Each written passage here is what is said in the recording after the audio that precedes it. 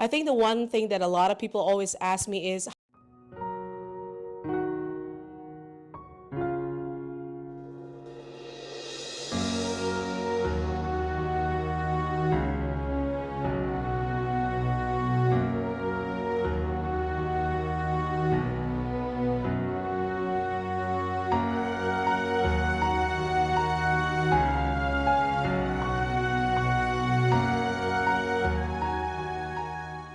so my name is Izan, but a lot of people call me DJ Izan.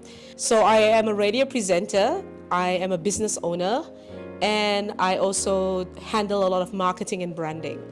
So that's what I do. It's very hard to put in a little box, isn't it? I think the one thing that a lot of people always ask me is, how in the world is your English so good? And I think the command of my English is because, one, my mother made sure that we read a lot of Peter and Jane books in Blyton. So a lot of British thing is there, and I was born in the UK as well. My parents met in the UK, and my mom is a grammar teacher. So English has really been a big significant part of my world, even in any job that I do. So like I said, if you look through my whole thing, I've been a radio presenter, English. I work in defense and security before, English, strategic and planning and marketing. Handling marketing and branding for fantastic brands like Roti Culture, Fitness Zone, Pain and Walk, baking culture and all that, again, English. So I think one of the best things, people say music breaks barriers. I don't think so. I think language breaks those barriers. And being pretty good at what I do in speaking in English and in Malay, I think that really helped me along the way. It built a very strong foundation, especially when it comes to culture. So it really did help a lot in that sense.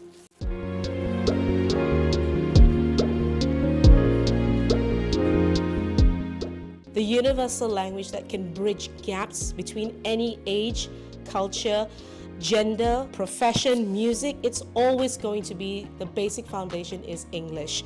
And the fact that English has played a big part in Brunei and our education has made it one of the leading industries in the world.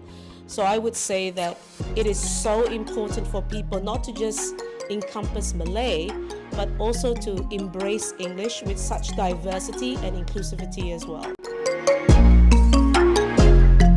My profession takes me internationally, and everywhere I go, I'm always having to break the ice in English. So when I'm in the UK, when I'm in America, even as far as Jakarta, I still have to say it in English. And that breaks the ice because we need to embrace languages, be it English, be it Malay, be it French, be it German, whatever it may be. We have to embrace it like we embrace everyone's culture. And I think English is a great way. It was one of the first languages to break barriers, and then followed by Chinese. So I would love to see Malay do the same thing. But just like how English has broken barriers through every century, every historical documentary, I'm sure we will see it in different languages as well.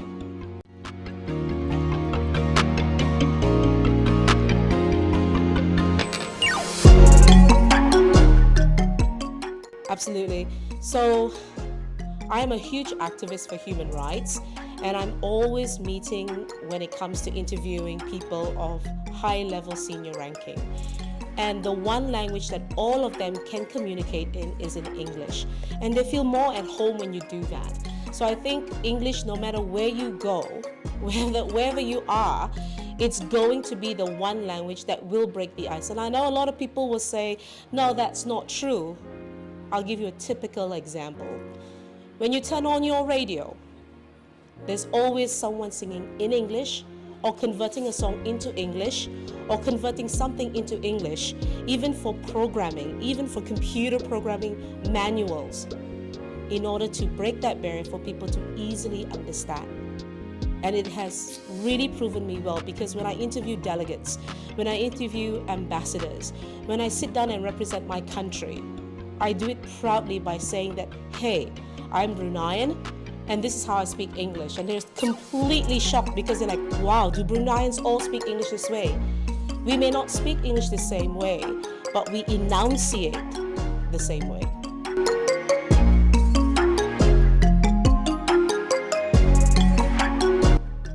Oh, it's very good. That's a fantastic question, because let's face it, every single Bruneian that has ever gone overseas to represent our country, everyone says the same thing.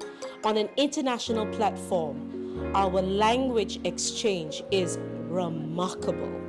And it is a fact. Look at every single Bruneian delegate that goes to any international platform, the United Nations, also summits, forums, anywhere. When we speak and converse our message to the world, people are so surprised that we Bruneians have such a strong command of the English language.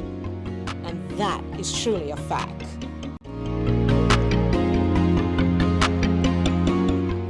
CfBT has been here for a long time. My first interaction with CfBT was at the age of 12. And I was driving by, and I always wanted to know what is inside the wall. Same office, same place, it never goes anywhere. And when I entered in, they were so welcoming, and they had all these English books out in the library, and they had teachers giving summer camp and teaching. And then I realized there and then, at the age of 12, the staff were able to communicate with me, because my first question to them was this: how come there's so many, forgive my canter here, white teachers in government schools? I was 12, yeah?